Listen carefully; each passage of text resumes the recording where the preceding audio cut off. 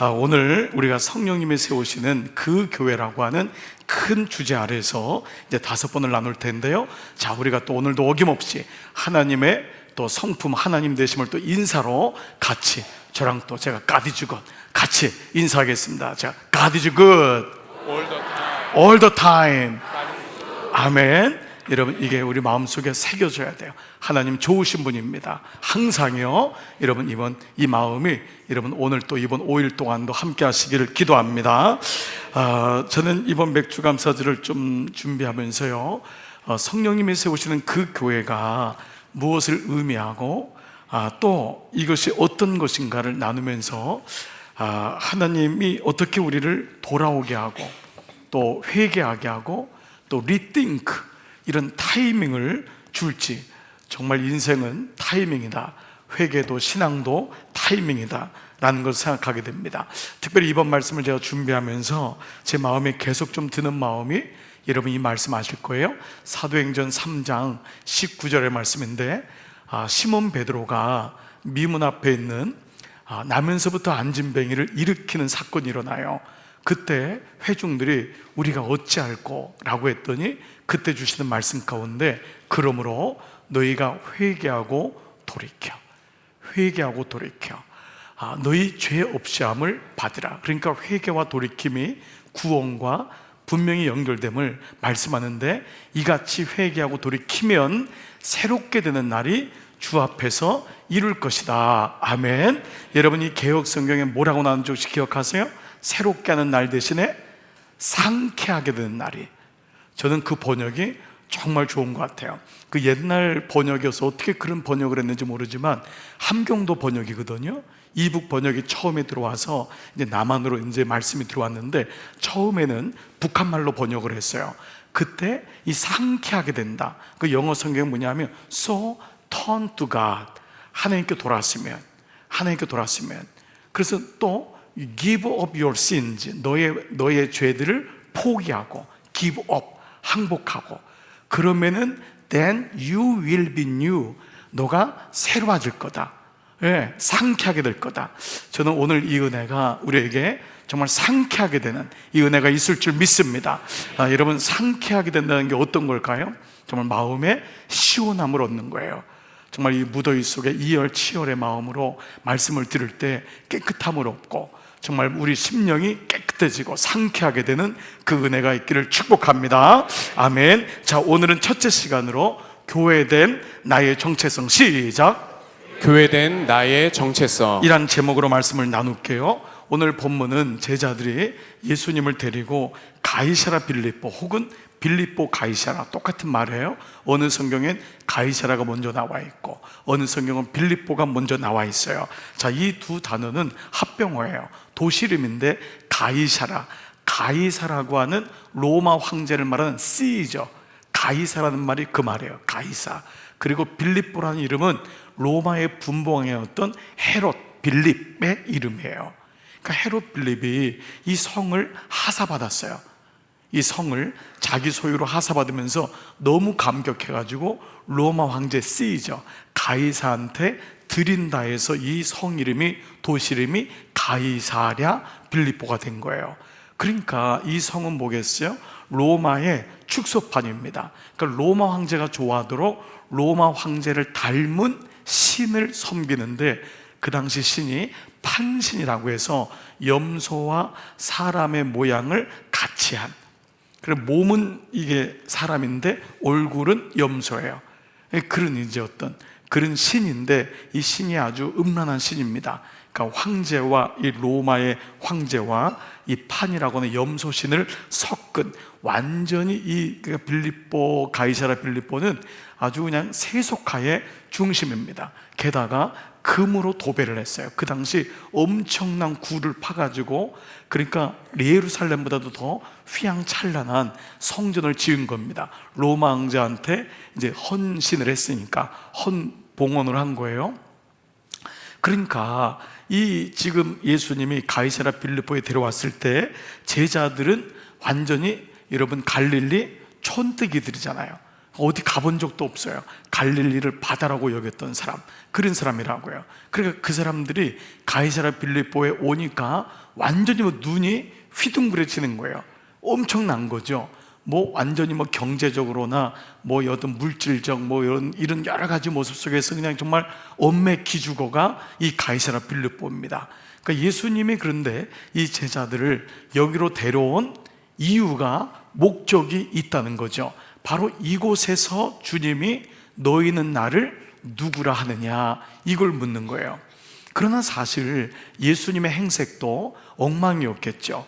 예수님도 갈릴리 출신이고 나사렛 출신이고 제자들하고 별 다를 바가 없었기 때문에 그는 제자들에게 나를 누구라고 묻느냐, 이 질문은 우리가 지금 생각하면은 정말 아주 아이러니한 질문일 수밖에 없습니다. 자, 이러한 배경에서 이제 오늘 말씀을 먼저 볼게요. 자, 16장 13절 같이 읽을게요. 시작. 예수께서 빌립보 가이사랴 지방에 이르러 제자들에게 물어 이르시되 사람들이 인자를 누구라 하느냐. 자, 지금 이 배경이 뭔지 알겠죠? 여기서 물 거예요. 여기서. 그러니까 제자들도 아주 그냥 엉망이고 예수님도 이 모습이나 이런 게 정말 시골뜨기잖아요. 그러니까 14절에 이렇게 말해요. 자, 이르되 더러는 세례 요한, 더러는 엘리야, 어떤 이는 예레미야나 선자 중에 하나라 하나이다. 그러니까 예수님의 행적이나 기적을 일으키는 걸 보면서 사람들에게 한 거예요. 여러분이 이 본문 잘 아시죠? 자, 그때 예수님이 뭐라고 물으시죠? 이르시되 너희는 나를 누구라 하느냐. 이게 사실은 중요하잖아요. 너희는 그러면 나를 누구라 하느냐. 그러니까 그 세속화의 중심인 그 찬란한 그 로마의 축소판인 가이사랴 빌립보에서 묻는 거예요. 너희는 이래도 나를 믿겠느냐, 이거예요. 너희는 이래도 나를 따르겠느냐. 그러니까 예수님이 어떤 분이냐를 아는 것은 너무 중요한 이 질문이고 대답이 되겠죠. 자, 그때 이 베드로가 자신의 인생을 가르는 놀라운 고백을 해요. 선포라는 게 너무 놀라운 거예요. 여러분, 누군가 말 한마디 때문에 인생을 바꾼다는 말이 진짜 헛말이 아닙니다. 헛말이 아니에요. 말 한마디가 천냥빚 갚는 게 아니라 말 한 번 잘해가지고 인생을 바꾸는 수가 너무 많은데 이 모든 영적인 원리잖아요. 자, 이때 베드로가 뭐라고 하죠? 16절 크게 시작. 시몬 베드로가 대답하여 이르되 주는 그리스도시요 살아계신 하나님의 아들이시니이다. 자, 이 베드로가 뭐라고 했냐면 주는 그리스도시요 살아계신 하나님의 아들이십니다. 그러니까 예수님은 당신은 주님이신데 당신이 그리스도 메사야라는 거예요. 당신이 메시아예요. 우리를 구원할 메시아라는 거예요. 로마의 축소판에서 로마 황제가 우리를 구하는 것이 아니라 당신이 메시아고 당신이 하나님의 본체십니다. 이 얘기를 한 거예요. 하나님의 아들이십니다. 그러니까 이 말은 구약과 신약의 모든 언약을 간추린 단어가 이 주는 그리스도시요 살아계신 하나님의 아들이십니다. 그러니까 이 얘기를 주님이 들으시고 얼마나 듣고 싶으셨겠어요. 이 얘기 때문에 온 거예요. 이걸 알려주기 위해서 내가 너희를 위해서 구원자로 이 땅에 왔다. 그리고 십자가를 짐으로 모든 구약과 신약의 언약을 이루는 자로 왔다라는 것을 얘기를 해주고 싶어서 오늘날과 같은 세속화의 중심인 로마의 축소판 한가운데서 너희는 나를 누구라고 하느냐라고 물으신 것이죠. 자, 그러니까 예수님이 얼마나 기뻐하셨어요? 그러니 베드로는 정말 미워할 수 없는 그예요. 정말 베드로는 정말 베드로 때문에 주님이 정말 너무 힘드신 거 여러분 아시잖아요. 예수님이 베드로 때문에 사역을 그만두려고 했던 적이 한두 번이 아니에요. 그래서 여러분 늘 말씀드리지만 십자가를 빨리 진 이유도 베드로 때문에 너무 힘들어가지고 그렇게 베드로는 정말 그렇게 골치 아프다가도 정말 너무너무 또 이 타이밍을 잘 맞추는 거예요. 말씀드렸죠. 유다는 사실 베드로보다 훨씬 똑똑한데 타이밍을 못 맞추는 거예요. 근데 베드로는 어쨌거나 사고 뭉친데 그때마다 그리고 여러분 아시잖아요. 그 부활한 다음에도 베드로가 제일 먼저 또 쫓아가잖아요. 그 어찌 보면 참 베드로는 타이밍을 잘 맞춘다. 그 오늘도 집회 온 분은 타이밍을 잘 맞추는, 이게 오늘 안 온 분은 타이밍을 못 맞추는, 내일 기대해 봐야죠. 뭐 그렇다고 또 오늘 제가 또 확답을 하면 안 되니까. 그러니까 정말 중요한 거예요. 정말 그래요. 저도 오늘 약속처럼 오늘 나왔잖아요. 저도 오늘 나와서 예배 드리고 말씀 나누는데, 자, 놀라운 선언을 하세요. 뭐라고 하는지 와보세요. 자, 그 다음 구절. 예수께서 대답해 이르시되 바요나 시몬아, 요나의 아들 시몬아, 갈대야, 갈대. 시몬은 너는 갈대야. 근데 네가 복이 있다는 거야. 복이 있다. 이를 너에게 알게 하니는 너 입이 아니라는 거예요. 하나님이 틈입하셨다는 거예요. 주님이 너에게 리띵크 하겠다는 거예요. 너의 말을 움직여서 아버지의 마음을 너를 통해서 주셨다. 그게 바로 혈육이 아니요 뭐라 그러시죠? 하늘에 계신 내 아버지시다. 얼마나 주님이 놀랐는지, 너에게서 이 말이 나올 수가 없다는 거예요. 너를 통해서 하나님이 이 말을 함으로 내 정체, 예수님의 정체가 뭔지를 드러내게 하셨다는 거예요. 자, 이 고백을 했는데 그 이후에 정말 놀라운 선언을 하세요. 바로 교회의 탄생이에요.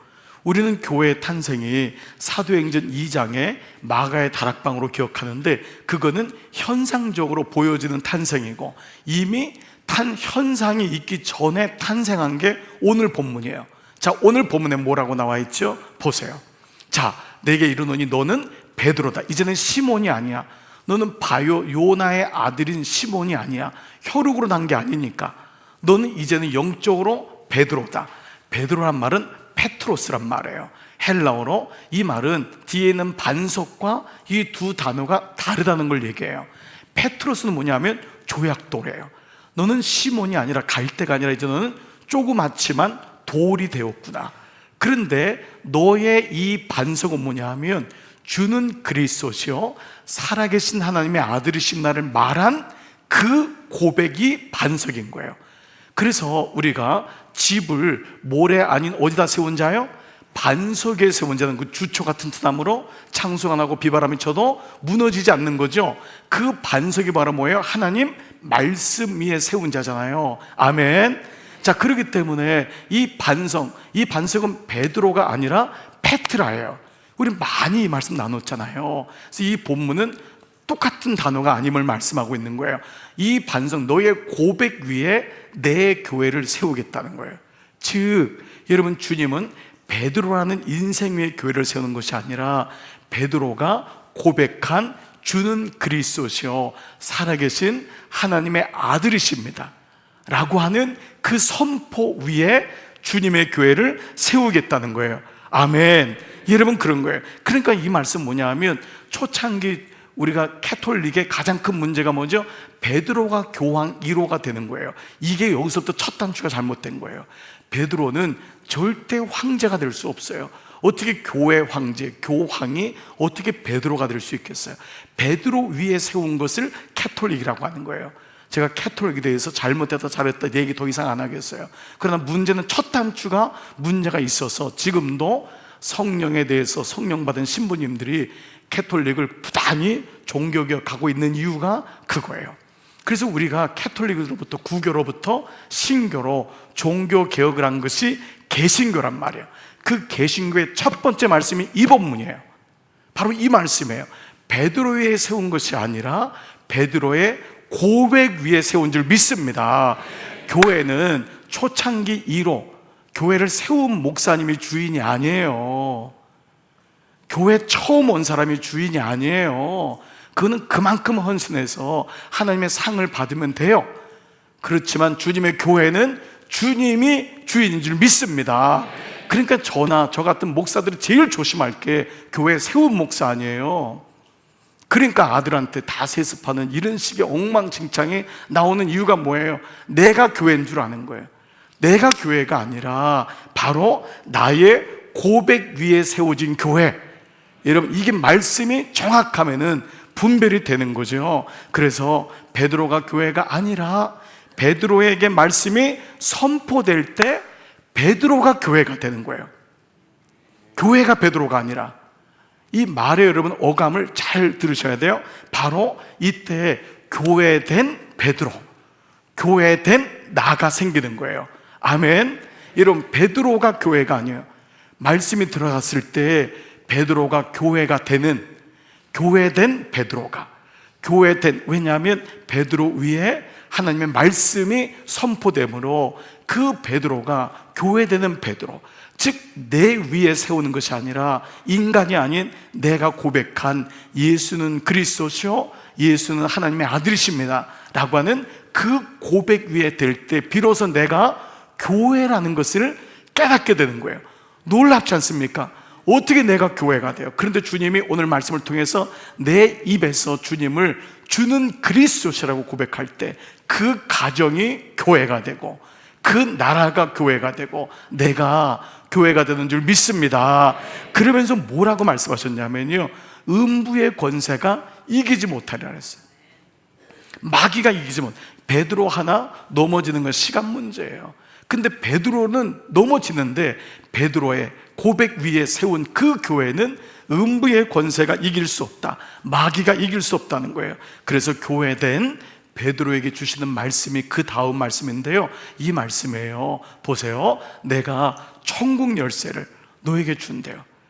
베드로에게 천국 열쇠. 그래서 옛날에 베드로의 그림을 보면은요, 이 열쇠를 들고 있는 베드로의 그림을 종종 초창기 이 초대교회 때 모습을 볼 수 있어요. 자, 그런데 그 천국 열쇠를 내게 주리니 이게 어떤 거냐 하면 땅에서 무엇이든지 매면은 하늘에서도 매이고 땅에서 풀면은 하늘에서 풀린다. 무엇이든지 구하는 대로 내가 이루겠다고 하는 주님의 말씀, 즉 이 놀라운 것을 주셨어요. 천국 열쇠를 통해서 매이게 하고 풀리게 하고, 즉 이 말은 천국 열쇠니까 천국에 들어가게 하는 키를 너에게 주겠다는 거예요. 그러면 베드로가 키예요? 아니죠. 아니죠.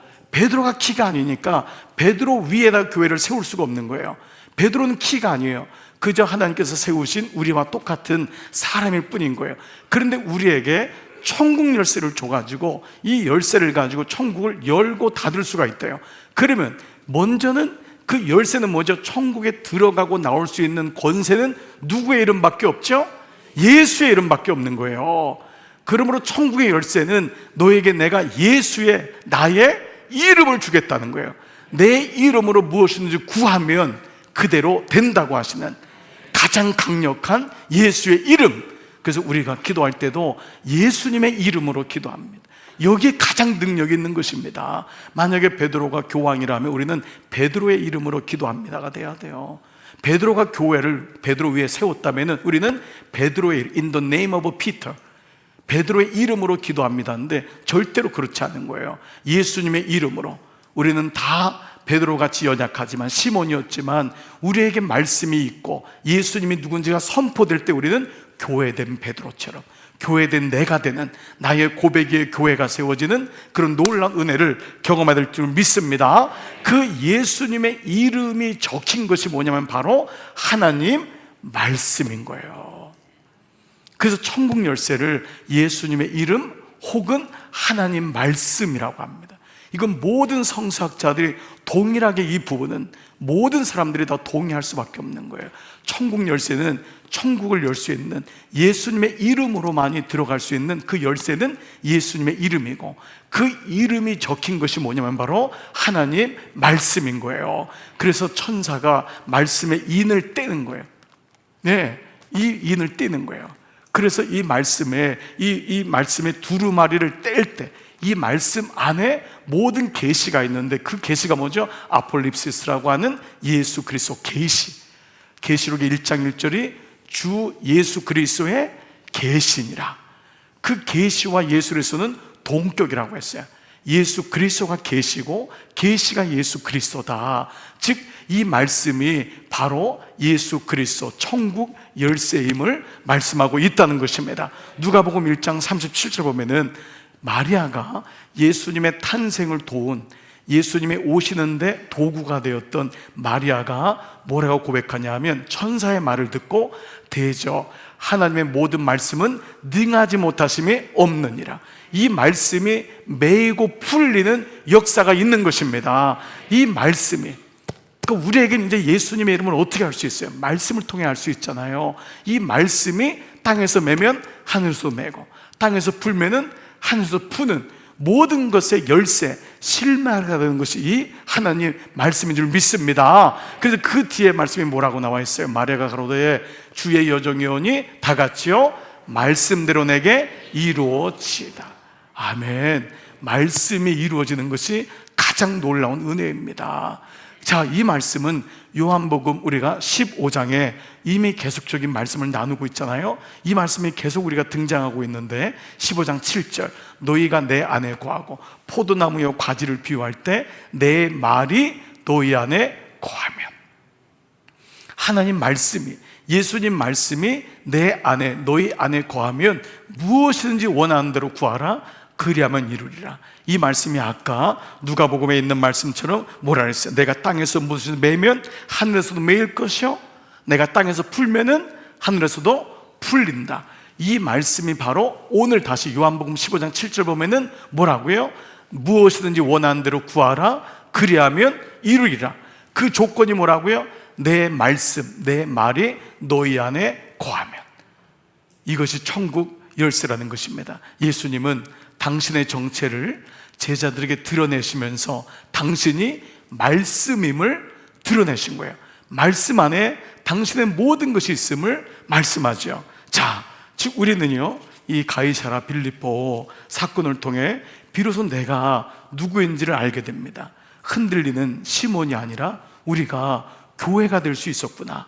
아, 그렇구나. 교회된 베드로처럼 내가 누구인지, 내가 교회 다니는 사람이 아니라 내 고백 위에 교회가 세워지는 놀라운 자녀의 축복을 받은 것이구나. 우리는 그저 교회 다니는 사람이 아니에요. 나는 걸어 다니는 교회고 내가 주님의 성전임을 알게 된 거예요. 놀랍지 않습니까, 여러분? 여러분, 놀랍지 않더라도 표정은 좀 놀랍게 좀 줘보세요. 예? 늘 말씀을 드리지만 이거 놀랍지 않습니까, 여러분? 내가 성전이라는 거예요. 내가 working temple, 내가 걸어다니는 성전이래요. 내가 그래서 가는 곳마다, 여러분, 그래서 놀라운 게요, 선교사가 가는 곳에 교회가 세워지잖아요. 여러분들이 안 믿는 집에 들어가서 저처럼 교회가 세워지잖아요. 제가 가는 곳에 교회가 세워지잖아요. 장로님들이 가는 곳, 권사님들이 가는 곳, 여러분들 꼭 선교지가 아니라도 기업에 갔더니 그분 때문에 그곳에서 예배가 이루어지는 거예요. 그게 교회가 되는 거예요. 아니, 불신자 가정에 갔는데 그 가정에서 그 아가씨 때문에, 그 처자 때문에 그 집이 예수 믿는 집이 되는 거예요. 교회가 되는 거예요. 왜냐하면 본질적으로 교회는 유형이 아니라 무형이기 때문에 그래요. 교회는 건물이 아니에요. 교회는 예수 그리스도가 계신 곳이란 말이에요. 그분이 통치하는 곳, 그게 교회니까 나는 교회 다니는 사람이 아니라 나는 걸어 다니는 교회구나, 이거를 알게 되는 거예요. 여러분이 어느 곳에 가면 교회가 왔습니다, 이렇게 교회가 왔습니다. 강남중앙교회라고 하는 분신들이, 주님의 교회라고 하는 분신들이 예배를 드리면, 1000명이 예배를 드리면 놀랍게도 그 1000명이 제자라면은 1000개의 교회가 흩어지는 거예요. 그러니까 여러분, 오늘날 이 사실을 못 깨닫기 때문에 대한민국 역사 속에서 교회가 이렇게 많은 적이 없는데 이렇게 복음률이 제로인 거예요. 복음화율이 오늘날처럼 떨어지는 경우가 없어요. 근데 일제시대 때는 교회가 지금의 100분의 1도 안 됐는데, 당시에는 교인들이 가면은 모든 사람들이 그리스도인이 오는구나, 교회 다니는 사람이 오는구나, 예수 믿는 사람이 오는구나, 이거를 우리가 느꼈다면은 오늘 우리의 정체성은 내가 교회인지 아닌지를 모르고 그냥 교회 다니는 사람으로 알고 있다는 것이죠. 고린도전서 3장 16절, 너희가 하나님의 교회, 성전인 것을, 교회보다 성전은 더 놀라운 단어예요. 거룩한 전이래요. 너희가 그냥 교회, 이 껍데기, 건물이 아니라 너희가 거룩한 전인 것, 성전인 것을 알지 못하느냐. 이 말의 원어적인 말로 하면요, 너희가, 여러분 뭐죠? 지성소인 것을, 너희가 광야에 있는 성막인 것을. 우리가 이 광야에 성막이 세워진 게 교회의 전신이잖아요.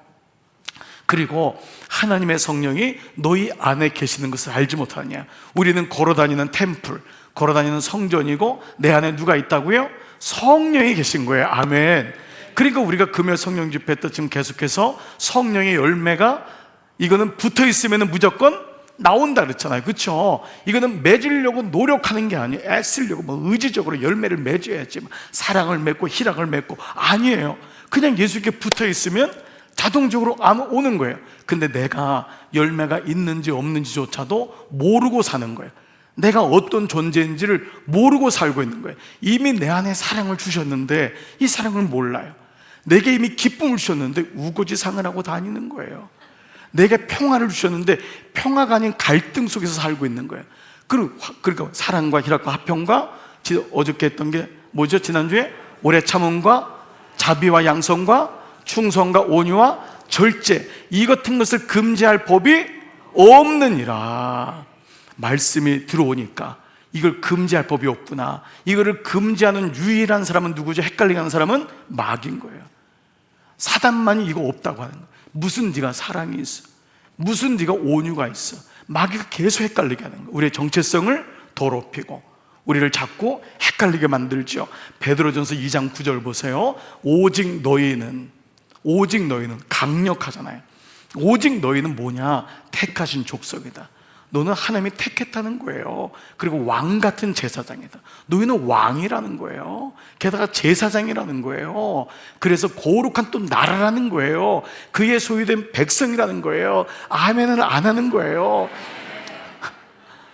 그러니까 여러분, 이게 정말 이 단어 하나하나가 내가 새겨지지 않아서 문제인 거죠. 그렇죠. 이게 새겨지기만 하면 얼마나 강력한 이게 에너지와 다이너마이트가 되겠냔 말이에요. 아멘. 하지만 마귀는 우리가 누군지를 알지 못하게 하는 거예요. 이게 마귀의 역할인 거예요. 마귀의 역할은 내가 누군지 모르게 하는 거예요. 내가 누군지를. 그러니까 주후 400년경부터요 1517년 마틴 루터의 종교개혁이 일어나기 전까지 보통 1000년 혹은 1200년을 영적 암흑시대라고 해요. 왜 그럴까요? 성경을 아무도 못 본 거예요. 성경을 볼 수 있는 사람은 유일하게 신부님밖에 없어요. 라틴어를 아는 귀족밖에 없는 거예요. 성경을 아무도 못 본 거예요. 여러분, 상상이 안 가죠? 1517년 종교개혁이 일어난 다음에 처음으로 한 게 라틴말, 라틴어로 됐거든요. 라틴어를 디바인 랭귀지, 하나님 거룩한 언어라고만 여겼던 거예요. 그러니까 영어나 독일어, 이런 말들, 스페니쉬, 이런 말들은 다 세속적인 언어라고 생각해서 성경을 번역하지 못하게 했고, 번역하면 다 죽였어요. 이게 교회의 모순적인 역사였어요. 그래서 그 1200년 동안을 암흑의 영적 암흑시대라고 했던 건 아무도 성경을 모르고 믿었던 거예요. 여러분, 캐톨릭 너무 좋아하지 마세요. 제가 오늘 얘기 나와서 폄하하는 것 같지만, 여러분 지금도 성당 가면은 다 그냥 앞에 사진 찍고 이거 대단한 겁니다. 여기 교회 안에 들어오면 스테인글라스 쫙 있고, 그게 뭐냐 하면 성경을 모르니까 알려주지 않으려고 다 그거를 만든 거예요. 성경을 읽게 하면 되는데 성경을 못 읽게 한 거예요.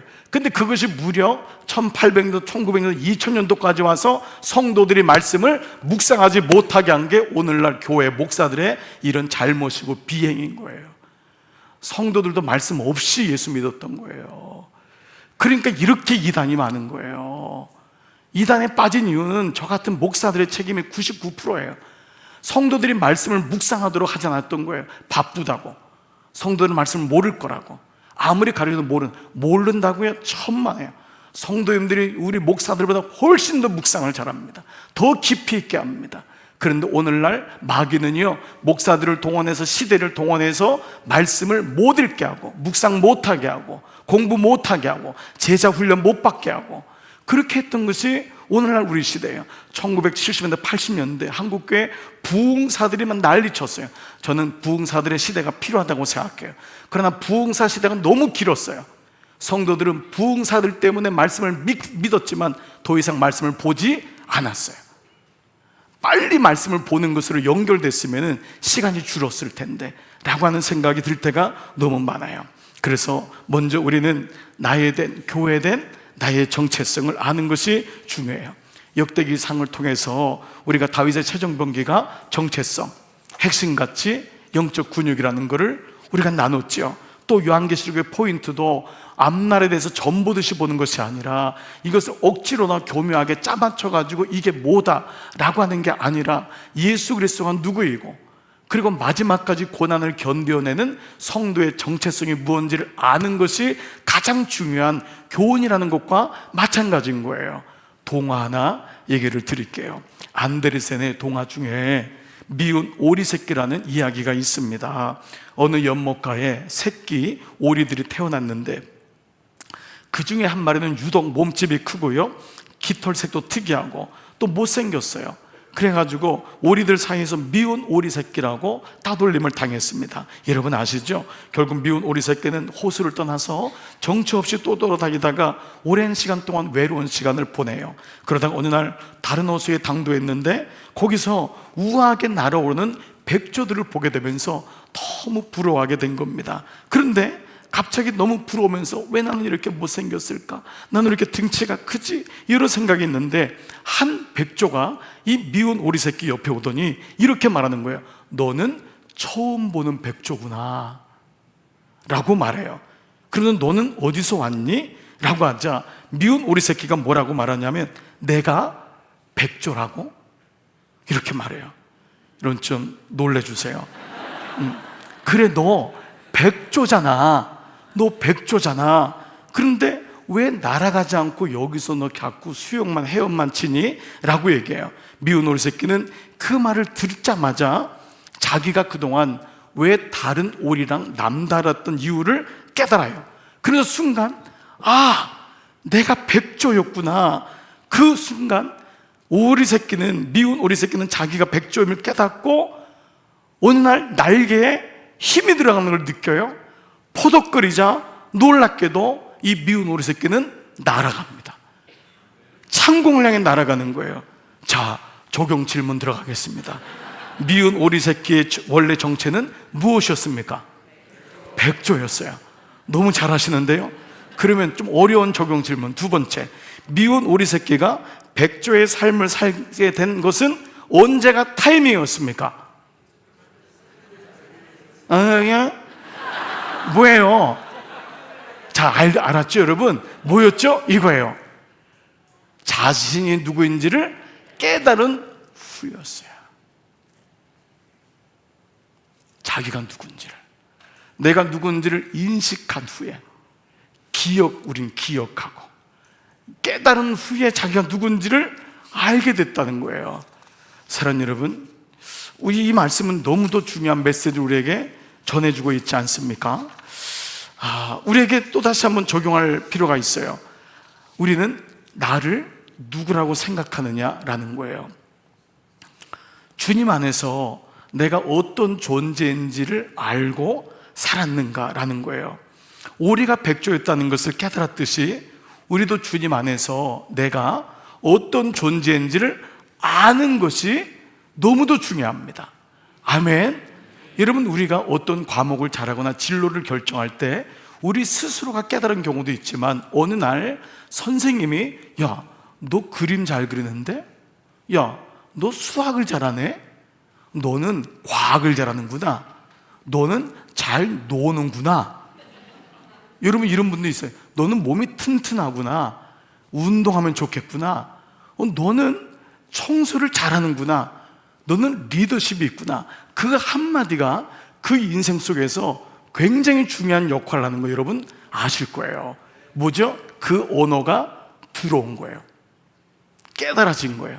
그러면서 인식이 바뀌면서 내가 어느 부분에 잘한다는 것을 조금씩 알게 돼요. 이사야 64장 8절 보시면은요, 우리는 진흙이요 주는 토기장이시니, 이게 분명히 주어와 또 목적어가 분명히 됐잖아요. 우리는 다 주의 손으로 지으신 것이니이다. 아멘. 여러분 알게 된 거예요. 이건 이사야가 고백하는 거예요. 이스라엘 백성이 우리는 다 주님의 거야. 이방신들의 것이 아니야. 세상에 우연히 떨어진 게 아니라 우리는 다 주님이 토기장이고 우리를 지으신 분이야 라는 거예요. 예화 하나 더 드릴게요. 한 아이가 전쟁으로 부모를 잃고 고아가 되었습니다. 끼니도 제대로 못하던 아이에게 어느 날 기적 같은 일이 일어났어요. 자녀가 없이 부유하고 정말 인품이 좋은 부부가 어린아이를 찾고 있었던 거예요. 자녀를 입양할 대상을 찾고 있었는데 이 아이를 만난 거예요. 이전에는 구걸당하고 무시당하던 이 아이가 거지였는데 이 부유한 가정에 정말 아들로 도련님으로 새로운 삶을 살게 된 거예요. 입양이 된 거예요. 이전에는 늘 먹을 것 때문에 배를 곪고 늘 굶주리고 늘 이 두려움 속에서 살았는데 언제나 일어나면 따뜻한 밥이 있는 거예요. 냉장고를 열면은 이걸 먹어야 되나 말아야 되나. 그래서 이 부모님이 가르쳐 주는 거예요. 이 처음부터 아이가 어떤지 예절도 가르쳐 주고, 이 집에 있는 모든 것이 너 거야. 밤에도 냉장고를 열어서 먹어도 되고, 이 옷도 네가 옷이고, 이 신발도 네 거야. 이 아이는 처음에는 너무너무 어색한 거예요. 이걸 입어야 되나, 이 신발을 신어야 되나. 그런데 이 엄마가 아빠가 모든 것을 다 가르쳐 주면서 이 아이가 누릴 수 있는 모든 것이 이 아이의 것이라는 것을 알게 되면서 이 아이는 새로운 삶을 살게 되죠. 아이는 고아였는데 놀랍게도 부잣집의 자녀로 새롭게 바뀐 거예요. 자, 시험 볼게요. 자, 동그라미. 자, 보세요. 뭐가 바뀜으로 뭐에서 누리는 것이 달라졌을까? 이 아이의 뭐가 바뀌었죠? 그렇습니다. 신분이 바뀐 거예요. 이 아이의 신분이 바뀜으로 삶에서 누리는 것들도 달라졌다는 거예요. 이것은 너무 놀라운 영적인 원리를 말씀하고 있는 거예요. 우리가 하나님의 자녀가 되었는데도 우리는 삶에서 변한 게 없다고 생각하는 거예요. 목사님, 그거는 영적이지요, 그거는 교리지요 라고 얘기하는 경우가 너무 많아요. 더 놀라운 건 있어. 더 놀라운 건 이 아이가 학교도 다니게 되고, 신는 신발, 입는 옷, 모든 것이 달라지면서 더 놀라운 거는요, 이 아이가 그 집안에 뭐가 됐을까요? 상속자가 된 거예요. 이게 성경의 말씀이에요. 자, 여러분 질문 이제 들어가 볼게요. 자, 고아였던 아이가 부잣집에 입양되었습니다. 그럼 이 아이의 신분은 고아일까요? 부잣집 아들일까요?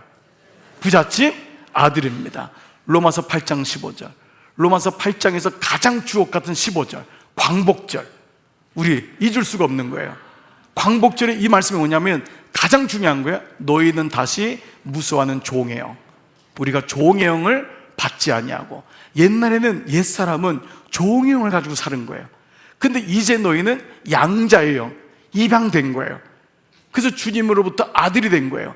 양자의 영을 받았으므로 우리가 뭐라고 하죠? 그분을 아빠라고, 아빠, 아버지라고, 그분이라고 부르지 않는 거예요. 그러니까 이 고아된 아이에게 아버지가 뭐라 할까요?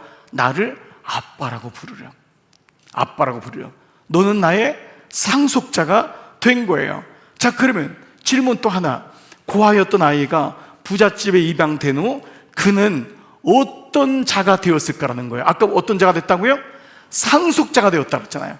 누리는 것만이 아니라 어마어마한 것을 받을 수 있는 하나님의 기업의 상속자가 된 거예요. 자, 이 말씀이 8장 15절 다음 말씀이에요. 16절 말씀. 그 얼마나 중요한 말씀인지를 아시겠죠? 8장 16절 말씀. 성령이 친히 우리의 영과 더불어 우리가 하나님의 자녀인 것을 증언하는 거예요. 그럼 거꾸로 말하면 악령은 뭐죠? 마귀는 네가 무슨 하나님의 자녀야. 근데 성령은 너는 하나님의 자녀야 라는 것을 증언하시고 17절에 자녀이면 또한 뭐가 된다고요? 상속자, 곧 하나님의 상속자여 그리스도와 함께한 상속자이니. 아멘. 여러분, 정말 놀라운 말씀을 우리가 알게 된 것이에요. 이렇게 하나님 안에 내가 누구인지를 깨닫게 되면은 비로소 하나님의 자녀답게 말씀대로 사는 것이 가능해지는 것입니다. 오랜 시간 교회를 다녀도 우리가 때로는 말씀대로 살지 못하고 나는 늘 죄 짓고 살아, 나는 또다시 죄의 종이야, 이렇게 늘 다시 옛날로 돌아가는 듯한 패배감에 젖어서 사는 그리스도인들이 적지 않아요. 예배 때는, 말씀을 들을 때는 나는 하나님의 말씀대로 살 거야 라고 말하지만 돌아서면은 자신의 성품이나 변하지 않는 모습 같은 내 모습을 보면서 나는 변하지 않았구나 라면서 자포자기할 때가 얼마나 많아요. 그래서 우리가 이걸 의지적으로 어떻게 결단해야 돼 라고 할 때가 너무 많아요. 그러나 신앙생활은 우리의 의지도 물론 필요한 부분이 있지만 신앙생활은 의지가 되는 게 아니에요. 가지가 나무에 붙어 있으면 저절로 되듯이 이것은 의지가 아니라 먼저 우선순위의 문제인데, 신앙생활에서 중요한 것이 의지로 노력하는 것이 아님을 우리가 1:1 제자 양육의 이 그림에서 보면은요, 이 그림을 여러분 아실 거예요. 자, 이 그림 기억하시죠? 믿음은, 우리의 믿음은 감정, 저게 의지로도 되잖아요. 우리 감정의 믿음을 우리가 의지로 내가 열심히 해야지, 봉사해야지. 근데 이 순서가 아니라 우리의 믿음은 앞에 팩트, 말씀이 나를 끌고 가는 거예요. 아멘. 말씀으로 내가 깨닫고 말씀으로 인식하고, 그래서 개신교가 말씀의 종교라는 것이 오직 솔라 스크립투라, 오직 말씀으로, 이게 종교개혁의 1번이거든요 종교개혁의 1번이 오직 말씀으로, 오직 말씀이 나의 믿음을 앞에 기관차가 끌고 가는 거예요. 그때 내 감정, 의지, 노력이 도움이 되는 거예요. 그러니까 이 그림은 1:1 양육에서 너무 중요한 그림으로 우리가 설명하곤 했잖아요. 자, 이런 의미로 본다면은 우리의 노력과 의지도 중요하지만 우리가 더 놀라운 것은 말씀을 통해서 내가 누구인지를 명확히 알고 그 말씀을 잊지 않도록 기억하고 선포하고 아멘하고, 이것이 내 안에 계속적으로, 우리가 구구셈을 평생 가도 잊지 않는 이유는 그것이 우리 실생활에서 반복되기 때문에 그래요. 말씀이 잊혀지는 이유는 말씀이 기억을 안 하기 때문에 그래요. 그 말씀을 선포하지 않기 때문에 그래요. 그렇게 그 말씀에 아멘으로 내가 화답될 때 비로소 하나님이 보시는 내가 누군지를 말씀을 통해 알아가는 줄 믿습니다. 히브리서 4장 12절 말씀, 하나님의 말씀은 살았고 운동력이 있어서, 말씀만이 살아있고 우리가 죽었음을 전제하잖아요. 그 말씀이 운동력이 있어서 우리가 아는 대로 활력이 있고 좌우의 날선 어떤 검보다도 예리하여 홍과 영과 및 관절과 골수를 찔러 쪼개기까지 하고, 그 다음 말씀이 중요해요. 뭐죠? 우리의 마음의 생각과 뜻을 판단하신단 말이에요. 이끌어주고 하신단 말이에요. 우리의 마음과 생각과 뜻을 감찰하신다 그랬어요. 우리의 마음과 생각과 뜻, 즉 하나님 말씀이 우리의 생각과 뜻을 끌고 간단 말이에요. 그 말씀이 살았기 때문에 오늘 그래서 이 말씀이 우리가 어떤 존재인지를 알 때 비로소 우리의 마음과 생각을 주장하고 그것이 우리를 끌고 가는 줄 믿습니다. 아프리카의 한 마을에 최고 권위자인 이 추장과 그의 아들이 있었답니다. 근데 그 아들은 외국의 명문대학교에 다니고 있었는데 어느 날 추장 아들이 그 학위를 받고 이 아프리카 마을로 돌아온 거예요. 마을 사람들은 추장 아들이 어떤 여자하고 결혼할까, 그 신부가 누가 될까, 이 초미에 관심이 됐대요. 추장 아들과 결혼할 여성은 최고의 권위로 최고의 신분을 누릴 수 있으니까 그랬겠죠. 그래도 어느 날 이 추장 아들이 암소 12마리를 끌고 어디론가 향했대요. 이게 놀랐던 것은 그 당시 마을 풍습에 여성에게 청혼할 때 암소 보통 2마리, 이건 굉장한 거래요. 2마리를 가져가면은 그 여인을 청혼할 수 있고 엄청난 부자는 5마리. 근데 무려 누구예요? 이 추장의 아들은 12마리를 끌고 가니까 도대체 어디로 가는 거야? 신부가 누구야? 라는데 초미에 관심을 뒀는데 너무도 다 쓰러져가는 초막집 같은데 운막집에 갔대요. 그런데 이 여인은, 신부는 부끄러워서 나오지도 못하고 숨어 있었대요. 마을 사람들이 수군거리기 시작했습니다. 추장 아들이 외국에 갔다 오더니 정신이 어떻게 됐나 보다. 저렇게 볼품없는 집안의 여인에게, 딸에게 암소 12마리를 선물하다니. 그런데 그 무렵에 이 마을에서 의료 봉사를 하던 그 외국인 의사가 있었대요. 이 의사는 추장 아들이 그 여인, 보잘것없는 여인에게 청혼하는 장면을 본 후 마을을 떠났는데 몇 년 후에 다시 그 마을에 왔을 때 이 추장의 아들과 그의 아내가 된 여인을 보게 되었답니다. 그런데 그의 아내를 본 의사는 깜짝 놀랐대요. 이 여자는 볼품없고 초라했고 사람들이 구설수에 올리던 여인이 더 이상 아니었어요. 얼마나 아름답고 얼마나 품위가 있고 얼마나 고귀하고 당당하고 게다가 영어까지 유창하게 구사하는 세련된 마을의 지도자 여인으로 변해 있었기 때문입니다. 놀란 의사는 남편인 이 추장 아들에게 어떻게 된 일인지를 물었답니다. 그때 추장 아들은 이렇게 대답했습니다. 저는 지금까지 아내에게 어떤 요구를 한 적이 없었습니다. 그저 지금 있는 그대로의 당신을 사랑한다고 얘기했을 뿐입니다. 그런데 아내는 자신이 암소 12마리의 가치를 지닌 존재라는 것을 깨닫고 점점 더 아름답고 당당하고도 지적인 요인으로 변화되기 시작했습니다. 즉 볼품없고 초라했던 여인이 당당하고 품격 있는 그 마을의 지도자 같은 여인이 될 수 있었던 이유는 단 하나, 자신이 그렇게 가치 있는 존재라는 것을 알았기 때문이라는 것입니다. 여인은 먼저 변화하려고 노력한 것이 아니라 이미 자신이 그만한 가치가 있다는 사실을 깨달은 후에 변화가 시작됐다는 거예요. 이걸 가리켜 회개라고 해요. 회개는 지은 죄만을 회개하는 것이 아니라 내가 하나님 앞에 어떤 존재인지를 모르고 살았던 것을 돌이키는 것입니다.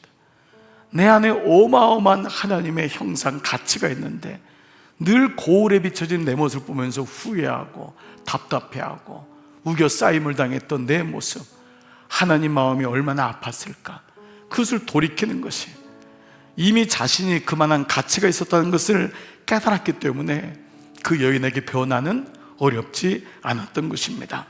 사랑하는 여러분, 오늘 첫째 날 첫 시간은 교회된 정체성, 교회된 나의 정체성. 하나님이 나 같은 사람을 가르쳐서 네가 교회라고 하는 거예요. 너의 말씀, 너 입에서 선포되는 너 이 고백 위에 믿음의 내가 교회를 세웠다는 거예요. 놀랍지 않습니까? 너를 거룩한 족속이라고, 나를 왕같은 제사장이라고, 택한 백성이라고, 하나님이 너무너무 놀라운 말씀으로 우리를 선포하고 있는 거예요. 이것이 진정 하나님의 말씀을 통해서 내가 누군지 내 정체성을 아는 것이 바로 자녀의 능력을 살아가는 첫걸음인 것을 알게 됩니다.